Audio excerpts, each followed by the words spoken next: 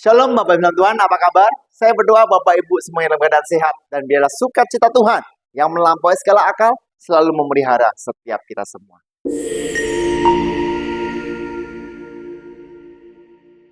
Baik Bapak Ibu, kembali lagi di Devotion. Saya Pendeta Yosua Gunawan dari Gereja GB Keluarga Allah Blessing, Kota Surabaya.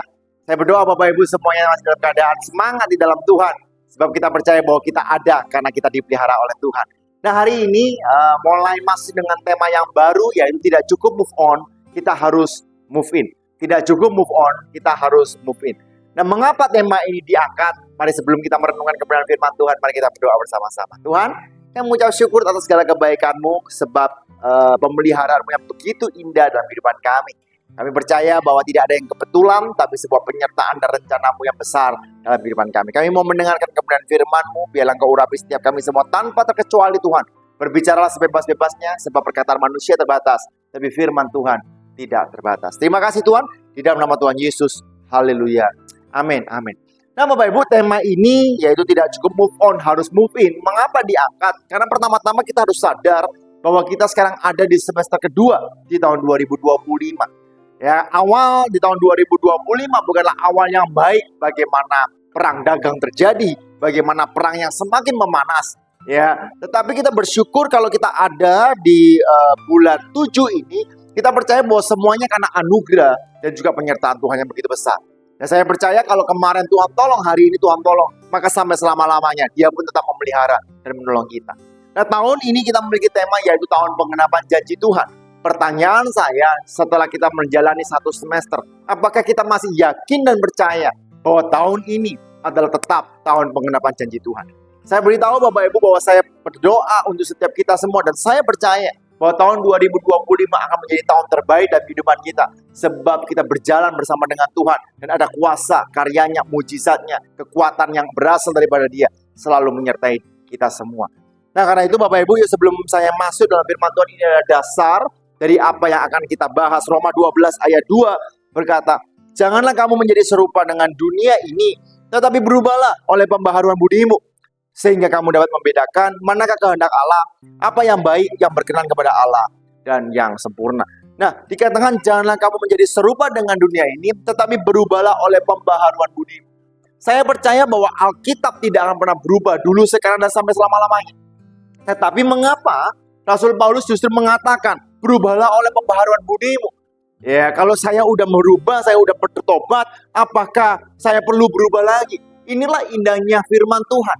Alkitab memang tidak pernah berubah dulu, sekarang, sampai selama-lamanya. Firman Tuhan tidak pernah berubah.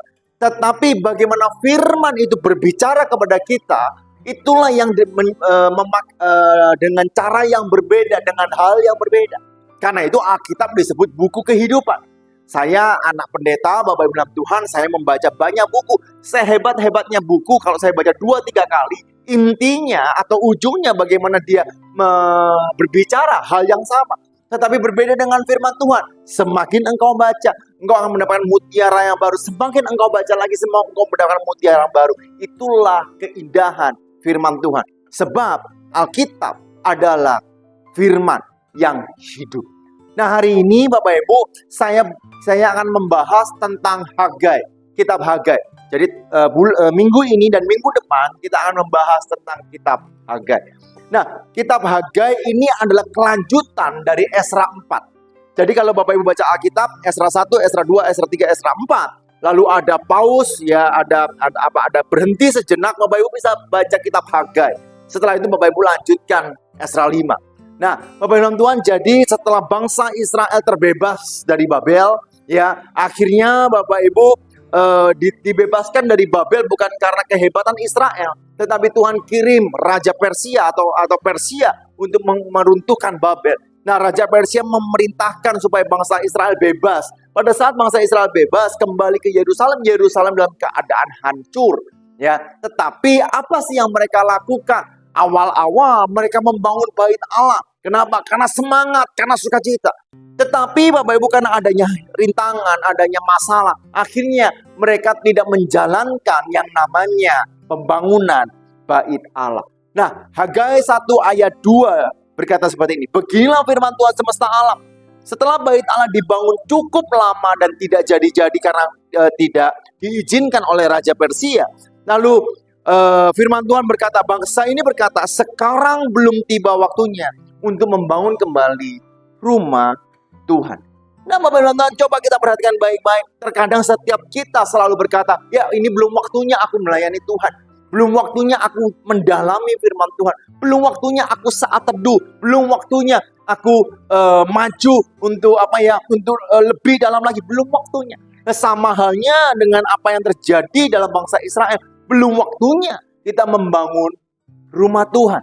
Nah, hal pertama yang dapat kita pelajari adalah mengapa ini terjadi? Karena memiliki prioritas yang salah. Sama-sama katakan prioritas yang salah. Nah, prioritas kita akan menentukan tindakan kita. Tindakan kita akan menentukan hasil kita. Nah, Bapak Ibu, saya ada sebuah cerita pada saat itu saya berlibur bersama dengan cece saya pergi keluar kota gitu ya. Kita ada di hotel pada saat pandemi, kita diwajibkan untuk memakai masker dan tidak boleh berenang kalau Bapak Ibu masih ingat. Nah, singkat cerita Bapak Ibu, cece saya sedang telepon ya, tetapi karena maskernya dibuka setengah, satu tali masih nempel di telinga, tiba-tiba angin yang begitu kencang sehingga membuat yang namanya masker ini melayang. Tetapi pada saat masker melayang, cece saya panik ya, dia langsung mengambil masker itu, tetapi handphonenya dilempar gitu ya. Nah, setelah handphonenya dilempar ya, jatuh di dalam kolam renang. Hal yang luar biasa adalah maskernya selamat Bapak Ibu, tapi handphonenya tidak selamat. Apa sih yang mau saya sampaikan Bapak Ibu? Terkadang Bapak Ibu kita memiliki prioritas yang salah. Harusnya kalau Bapak Ibu menjadi CJ saya, ya kira-kira mau pilih masker atau handphone? Pasti semua yang dulu tentu handphone, Pak. Handphone mahal. Sedangkan masker kalau memang terbang ya kita ambil baru. Nah Bapak Ibu, prioritas kita akan menentukan respon dan tindakan kita. Kalau prioritas kita salah, maka tindakan kita salah. Maka kehidupan kita pun menjadi salah. Nah, Hosea 4 ayat yang ke-6 mengatakan bahwa umatku binasa karena tidak mengenal Allah. Jadi hal yang terpenting, prioritas yang terpenting dalam kehidupan kita adalah mengenal Allah. Ya, apa yang terjadi sih sebenarnya? Ya, kita baca baru Bapak Ibu ya, Hagai 1 ayat yang keempat. Apa yang mereka lakukan sehingga Tuhan itu menegur seperti itu? Apakah sudah tiba waktunya bagi kamu untuk mendiami rumah-rumahmu yang dipapani dengan baik, sedangkan rumah ini yaitu bait Allah tetap menjadi reruntuhan. VMD versi mudah dibaca berkata, kamu umat menganggap sudah waktunya bagi kamu mendiami rumah mewahmu. Kamu tinggal di rumah dengan kayu yang indah terpasang di dinding, tetapi bait Tuhan masih dalam keadaan reruntuhan. Apa yang kita bisa tarik kalau kita masuk dalam perjanjian baru? Banyak orang fokus hanya untuk mengembangkan diri sendiri. Egosentrisnya mulai tinggi, tetapi dia lupa untuk membangun kerohanian di dalam kehidupannya. Bapak Ibu, hal yang paling mudah untuk dihiraukan adalah kerohanian. Hal yang paling mudah disepelekan adalah kerohanian. Ya, karena itu Bapak Ibu, hari ini sebuah firman Tuhan, yuk prioritaskan kerohanian. Ya, ambil keputusan untuk bertumbuh dalam kerohanian. Kalau kita bertumbuh dalam kerohanian, saya percaya Bapak Ibu, di saat kita mengalami sebuah permasalahan yang begitu besar, di saat hiruk pikuk dunia yang begitu menakutkan, kita percaya bahwa segala perkara dapat aku tanggung di dalam Dia yang memberikan kekuatan kepada. Ya, bukan berarti Bapak Ibu harus menjadi pendeta, bukan berarti Bapak Ibu harus sekolah teologi, tetapi kita membangun spiritual kita. Bagaimana kita saat teduh menjadi pribadi yang takut akan Tuhan, yang mendengarkan dan membaca firman Tuhan, menggali firman Tuhan, tidak perlu sekolah teologi. Asal engkau benar-benar mencintai Tuhan, maka saya percaya Bapak Ibu, kerohanianmu akan bertumbuh. Yang kedua Bapak Ibu, kita perlu evaluasi, bukan emosi. Di saat kita mendengarkan firman Tuhan, di saat kita membaca firman Tuhan, ataupun kita menaikkan puji-pujian, ya, jangan mengandalkan emosi semata. Tetapi yuk kita mengevaluasi, apakah aku benar-benar mencintai Tuhan atau tidak. Hagai 1 ayat 5 dan ayat 7 mengatakan, oleh sebab itu beginilah firman Tuhan semesta alam, perhatikanlah keadaan. Kenapa Tuhan mengatakan perhatikan keadaanmu? Karena Bapak Ibu, banyak orang memiliki aktivitas yang begitu tinggi, tetapi sebenarnya kerohaniannya kosong. Hari ini saya mau beritahu Bapak Ibu, ya memang kerja keras diperlukan, tapi firman Allah mencatat bahwa berkat Tuhanlah yang menjadikan kaya. Ya, karena itu Bapak Ibu, yuk kita berani mengevaluasi. Ada beberapa pertanyaan yang bisa Bapak Ibu pakai. Apakah saya masih hidup mengenal Tuhan lebih dalam? Apakah hidup saya mencerminkan kasih Kristus? Apakah saya masih peka terhadap dosa? Atau jangan-jangan engkau sudah mulai nyaman dan kompromi dengan dosa? Apakah saya melayani Tuhan dengan sukacita?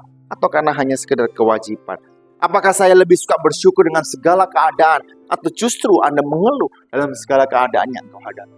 Nah, kalau kita berani mengevaluasi diri kita, kita bisa membenarkan, saya percaya Bapak Ibu, saya percaya Bapak Ibu, maka kerohanianmu bisa dibimbing terus-menerus, semakin tumbuh, semakin dewasa, dan menjadi serupa dengan Kristus. Dan yang terakhir Bapak Ibu, kita harus sadar, ini mengerti baik-baik, tanpa Kristus, semuanya adalah sia-sia. Ya, Hagai 1 ayat 6 berkata, kamu menabur banyak tetapi membawa pulang hasil sedikit. Kamu makan tetapi tidak sampai kenyang. Kamu minum tapi tidak sampai puas. Kamu berpakaian tetapi badanmu tidak sampai panas. Dan orang yang bekerja untuk upah, ia bekerja untuk upah yang ditaruh dalam pundi-pundi yang berlobang. Ayat 9. Kamu mengharapkan banyak tetapi hasilnya sedikit. Dan ketika kamu membawa ke rumah, aku menghembuskannya. Oleh karena apa? Demikianlah firman Tuhan semesta alam. Perhatikan. Oleh karena rumahku yang tetap menjadi reruntuhan, sedangkan kamu masing-masing sibuk dengan urusan rumahnya sendiri. Hari ini Bapak Ibu, yuk ya, bangun, fokuslah akan kerohanian. Ya, saya tahu Bapak Ibu, di saat engkau membaca firman Tuhan, engkau perlu waktu lebih. Di saat engkau merenungkan, memuji Tuhan, engkau perlu waktu lebih. Di saat engkau membimbing anakmu, engkau perlu waktu lebih. Yuk, bangun bait Allah. Bangun rumah Tuhan di dalam hatimu. Saya percaya Bapak Ibu, disitulah engkau akan bertumbuh. Ya, karena itu Bapak Ibu, yuk sama-sama kita baca terakhir, saya cepat karena waktu. Hagai 2 ayat 20 mengatakan, apakah benih masih tinggal tersimpan dalam lumbung, dan apakah pohon anggur dan pohon ara, pohon delima dan pohon zaitun belum berubah? Jadi Bapak Ibu, sebelum engkau membangun, tapi di saat engkau mengambil sebuah keputusan, ya Tuhan, aku mau membangun kerohanian. Firman Allah berkata, mulai dari hari ini, aku akan memberi berkat. Ya, mulai hari ini aku akan memberi berkat. Kalau engkau memprioritaskan Tuhan, engkau berani mengevaluasi diri dan engkau sadar, tanpa Kristus kita semuanya adalah sia-sia. Maka Tuhan akan memberkati kita. Bukan hanya secara materi, tetapi dalam segala hal. Damai sejahtera, sukacita, kasih, anugerah, kemurahan selalu menyertai kita. Mari kita berdoa. Tuhan, kami mengucap syukur atas segala kebaikan-Mu dalam kehidupan kami. Kami tahu Tuhan, kami bersyukur karena karya penebusan-Mu yang begitu indah, sehingga setiap kami diampuni dan diselamatkan. Tapi kami tidak hanya mau move on, tapi kami mau move in Tuhan. Kami mau masuk, mengenal, memprioritaskan Engkau sebagai Tuhan dan Juru Selamat. Dan kami percaya Tuhan, di saat kami memprioritaskan Engkau, maka Engkau pasti memelihara setiap kehidupan kami. Engkau senantiasa menyertai setiap kami semua. Terima kasih Tuhan, di dalam nama Tuhan Yesus. Haleluya. Amin. Tuhan Yesus memberkati.